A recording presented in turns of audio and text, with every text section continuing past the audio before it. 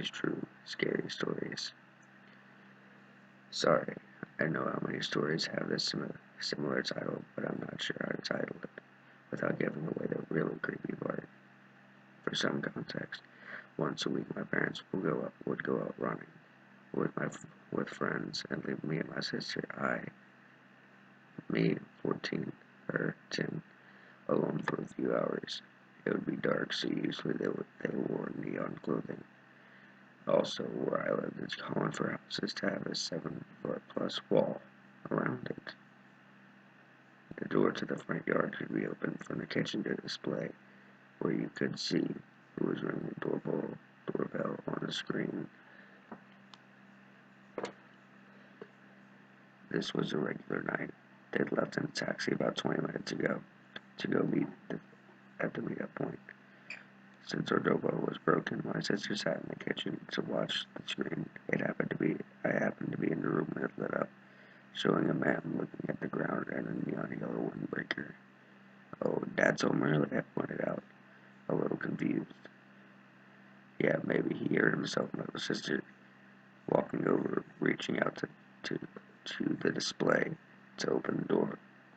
When I stopped it, my dad is a fairly tall man, about 6 feet tall, where this guy looked about 5'5". "That's not Dad." We both froze.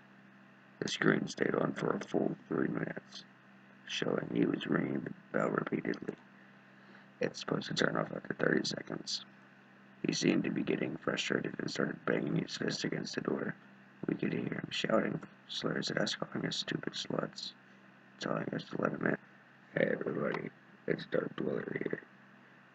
I'm bringing you 3 creepy red horror stories.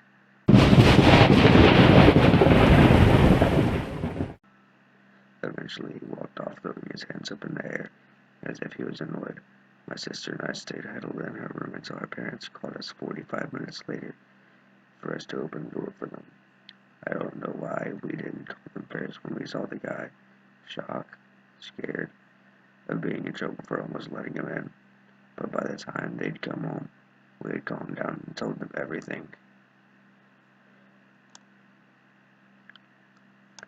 Turns out my dad has forgotten his windbreaker in the taxi on the way to the meetup point, so it seems the driver had come back, posed as my dad, and tried to get into the house.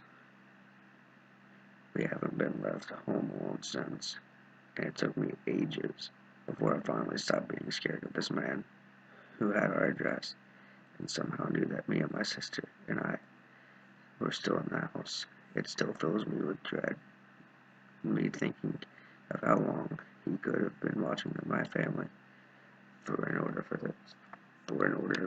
for him to plan this.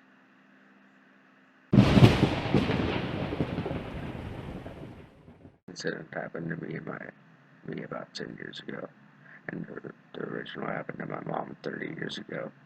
So my mom and dad got married when she was 20, and she had just had my brother. They weren't well off at all, and they lived in an apartment above a shop. My mom is home on maternity leave 1 year from Canada. She starts getting phone calls where the person is just breathing on the other end. Then the guy just starts talking. We would call right after my dad had left for work and say, "I saw your husband leave for work.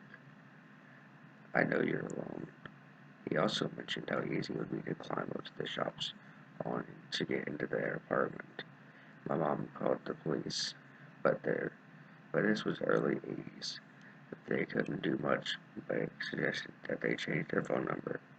This worked for a little while until the phone calls started up again. The guy had called my mom's parents and spoke to her brother, who was pretty young at the time. He told him he was a friend of the parents and lost his number. My parents moved and the stalking stopped. Fast forward to the mid-2000s. I'm 14 and my mom and I are living in a single house. After my parents separated, we moved to the side of town she grew up on. We didn't have a car, but we lived close to grocery stores and could walk there often. My mom and I looked very much alike and were very rare. One day, we were leaving the grocery store and this man stops us. He knows my mom and says, "Hi, Helen. It's me, Joe." and I can tell my mom has no clue who he is. He reminds me but that he was friends with her and my brother in high school. She still isn't sure about, but she pretends. He asks where we live, and we give him the name of the neighborhood. I know it sounds dumb, but it's a huge area.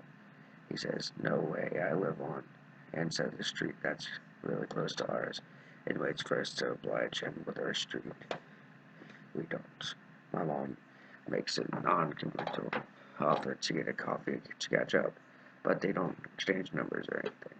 So we walk home, about a 10-minute walk. The path we take takes us through a small footpath that shortens the time, and cars can't get through here.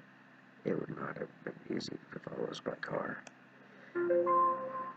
So we get to our street and walk up to our door. Suddenly, a green van pulls up in front of our house, and the driver's window rolled down. It's Joe. He smiles and waves, and calls out, "I know where you live now," and drives away. We kept seeing him after that. My mom would wait for the bus down the street around 5 a.m. for work. She started noticing a green van parked just down the road from her, idling. She asked her friend to pick her up after that. I would get home from school around 3. I also started noticing the van by my house.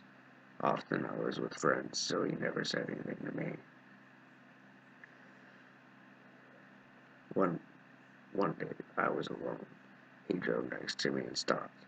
I stepped as far away as the van as I could. "Hi, Amanda," he said, "getting home from school? Where's your mom?" I was scared. I said she was on her way home, even though I knew she wouldn't be home for another hour. I said bye and went into my house, making sure all the doors were locked. The next day I had just gotten into my house when somebody started banging on the door. I'm talking full out police pounding. I don't answer but peek out the window, and I see it's Joe. He begins to call the door. "I saw you go inside, Amanda. Open up. We can have a coffee and wait for your mom." I run to the kitchen and grab a knife and wait there in the living room, too scared to make any noise. I know that I should have called the cops. He goes on like this for the next 20 minutes, and eventually he gives up and leaves. My mom called her brother and to tell him that his old friend from high school was a nut job. He then tells her, "Oh, Joe, he was obsessed with you back in high school. I also suspected that he see him on the screen." I feel my fingers clenching.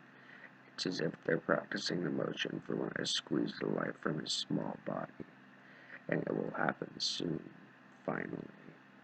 I watched the boy for years, watching him grow from an infant to a toddler to the preteen he is. Now he smiles easily. His heart is innocent and carefree. I will make sure it stops beating. Once, one of my recent breakthroughs took me beyond the viewing screen, allowed me to transport into his room as he slept.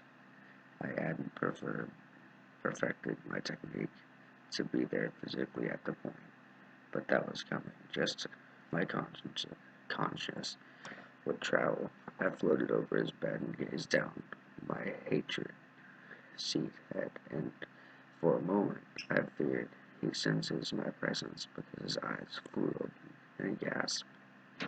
If he did detect me, he couldn't have known. He probably assumed it was just a bad dream. I watched as his eyelids grew heavy and he drifted off again. I'm as smirked as I pictured those eyes never opening again. Through these encounters, I've missed my wife. The love of my life had been taken from me by the fated creature, so blissfully sleeping in his bed. He had no idea what kind of monster he would become in the future. Memories of my beloved soft touch flooded my mind as I estimated how many times I could stab the boy through his face before I was forced to stop. Yesterday I managed to solve the missing part of the experiment. The last few years I was limited to the view screen. A year ago I conquered the problem of mind movement. Now I finally I can finally physically bridge a span of time. My mind and body can cross over. I can stand strong and powerful over the murderer in his bed. His strength will be no match for mine. If he sees me and screams, it won't matter. Help will be too far away. I write this now as I prepare to make the temporal journey to bring my wife back into the world. I glow with sadistic glee as I imagine how to do it, how I'll destroy her murderer. Will I strangle him, as I've so often fantasized? Will I cut his soft throat?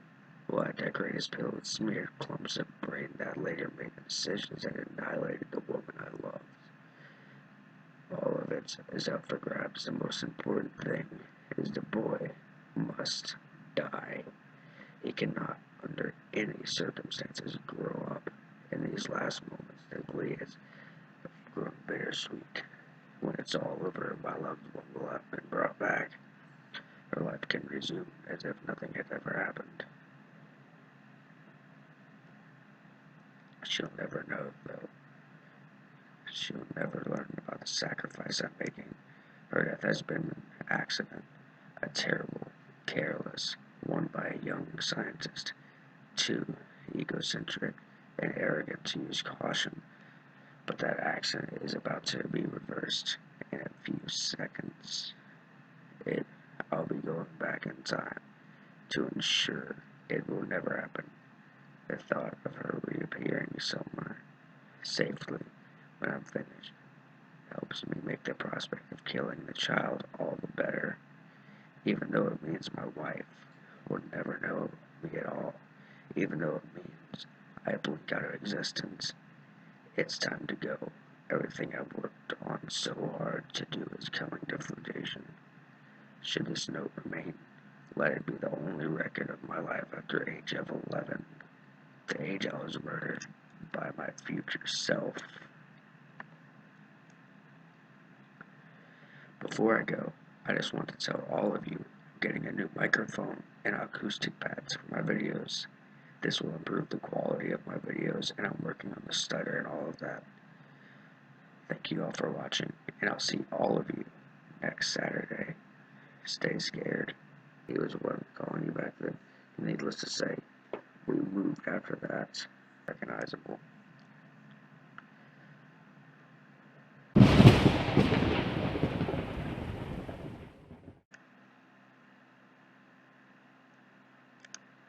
Whenever I